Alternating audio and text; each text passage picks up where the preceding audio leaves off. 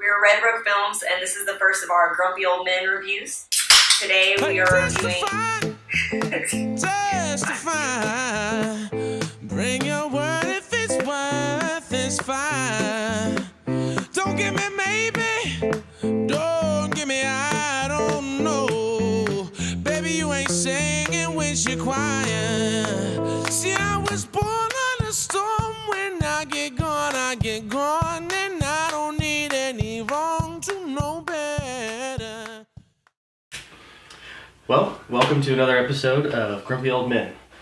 Today they'll be discussing Everything Sucks on Netflix.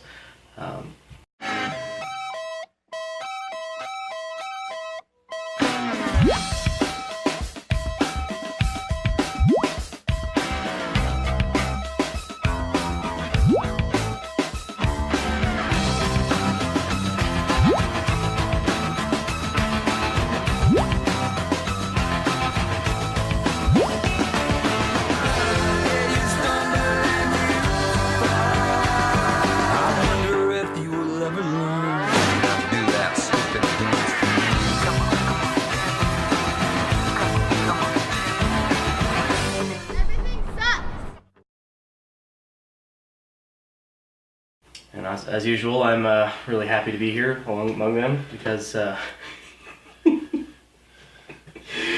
likes to laugh, obviously. I'm going to do another cliche one here because sometimes the arguments are fickle and it gives me a tickle. It's my thing now, so I'm going to do. We accept it.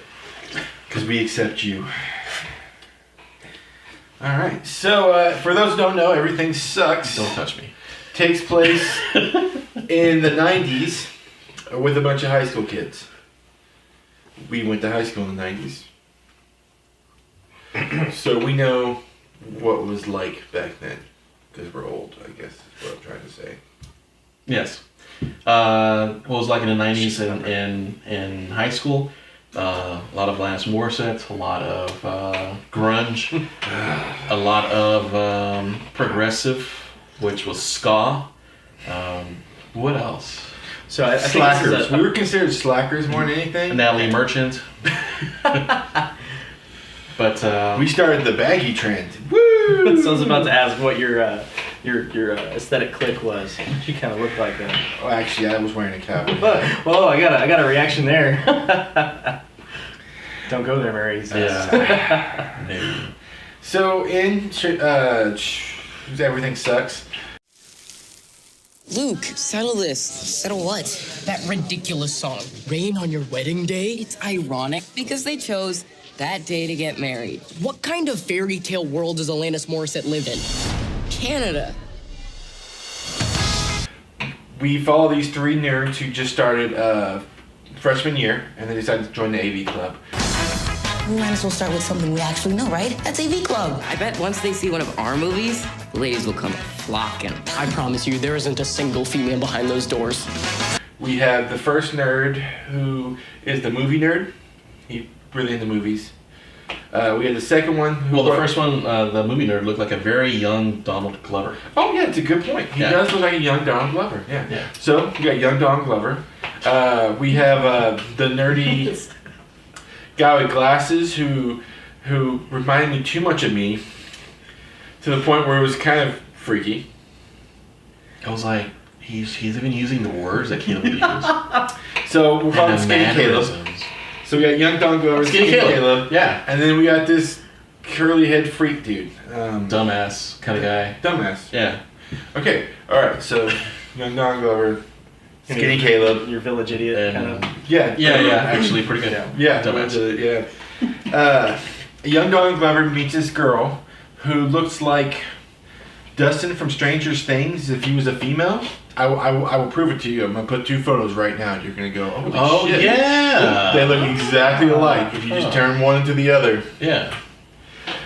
So Which that girl looked like she was from the 90s. Like she there was did. a lot of girls in the 90s that looked like her. Exactly. So like props whoever casted her. Mm-hmm. Props who did costume designs and hair. They did the hair perfect. Yeah, just straight slacker. That's what I'm talking about. That slacker kind of mentality and look to her.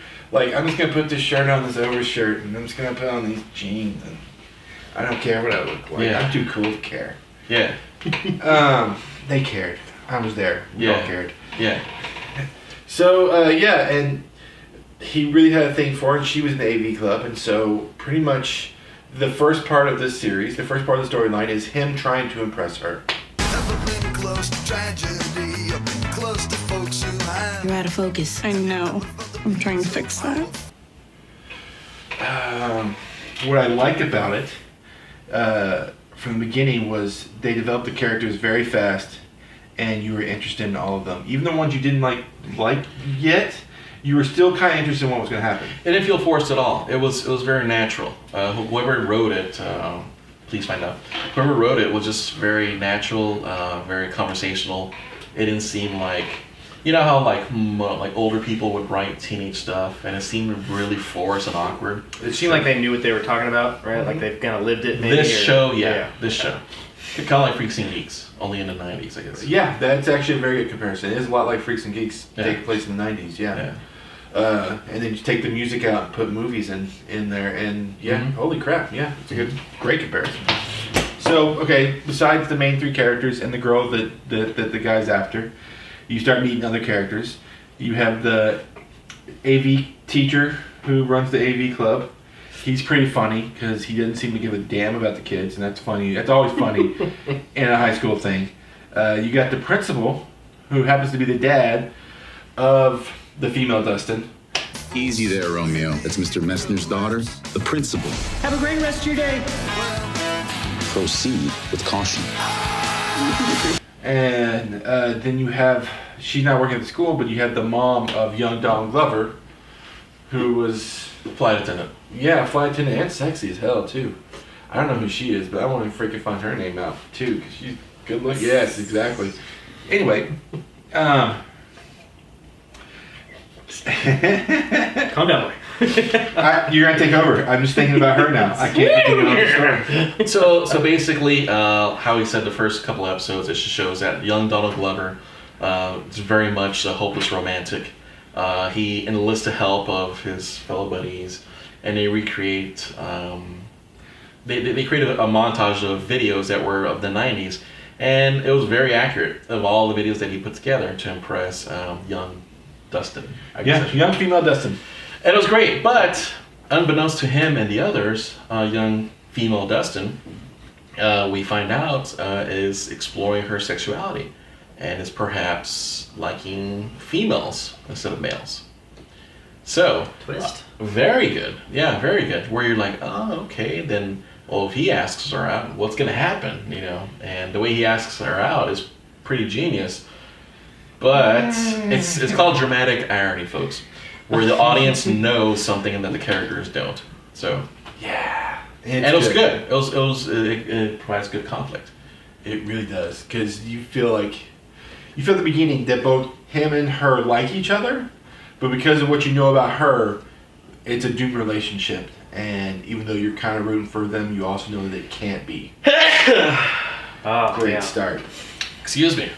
Now, Thank you. There's another couple in the high school, Drama Boy, we'll just call him Drama Boy, and Copycat Girl. I'm going to call her that too. Single white female. Single white female is great, yes. Since we're doing it in the 90s. Okay. And they're both part of the drama club, and they love to be over the top, and they like to argue in front of people and make a big deal out of it and stuff. And at the time, horribly, by the way. With no talent. Seem to like each other, the two groups, the drama group and the AV group. And then through conflict and other things, they have to come together, because what they're going to do is to make a movie. Young Donald Glover talked his way out of getting his ass beat by enlisting the AV club and the drama club to come together and to make a movie, one that they have never seen before, that the town of Boring. The town's called Boring. Love it. Boring. We'll see. Nice so he's pretty much the thinker and the planner of the whole group, and he brings two different groups together to make this movie. Oh, man. So that was the overall arc of the series right there. Yeah. And we don't want to go further because we want y'all to watch this. We're not going to give you a whole bunch of spoilers here. We're not. Literally don't think enough people are talking about this show. and I think they should. I Yeah. honestly think I they haven't should. seen it yet, but I've been excited about it. I caught it a little bit on Netflix there. I think the main reason we watched it because it took place in the 90s in high school and we're in it. But honest to God, you could have taken that out, and this still would have been an amazingly great story. Yeah. I was on the edge of my seat the entire time. I really gave a shit about the characters. I really cared about the resolutions happening and everything. There's nothing that I wasn't like really interested in the entire time. Yeah, and all the side stories too. The dad. Well, The dad principal. The dad. I don't, like you said, want to go too much into it, but the dad is very relatable. At this age, it's like we speak different languages. The bomb? All that and a bag of chips? Oh, snap. Yeah. You really feel for him. Yeah, And and- you want him to succeed. Young Don Glover's mom, the hot, sexy flight attendant, same thing. She's a single mother. You care about her. You want her to, you know, can stay connected to her son, even though he's changing, and she's trying to get on with her life and take care of stuff. And here's the whole thing about him wanting to meet his daughter. I mean, daughter. His father. There's the whole thing about him wanting to meet his father, and golly, it's just so well told.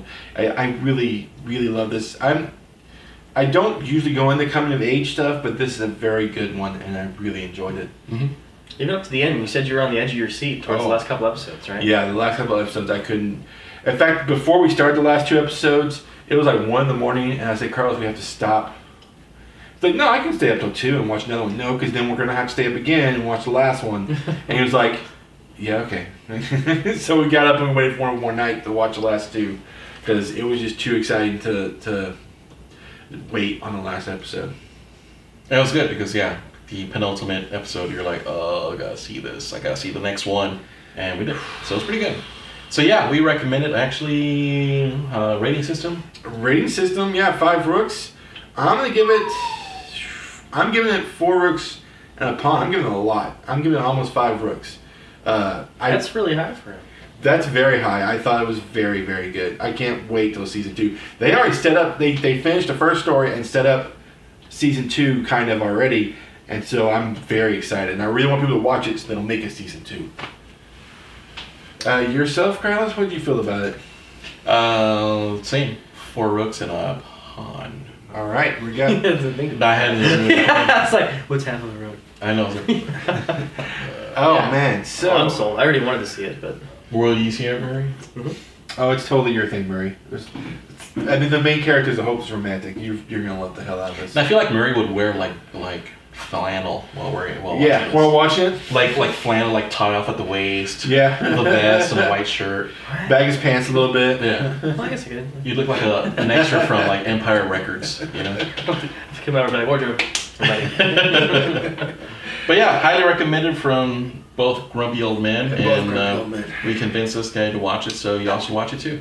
Yeah. Check it out, guys. Come back to see us too. Follow us. Facebook, Patreon. Also, Twitter, Old Man Caleb. Have a great day.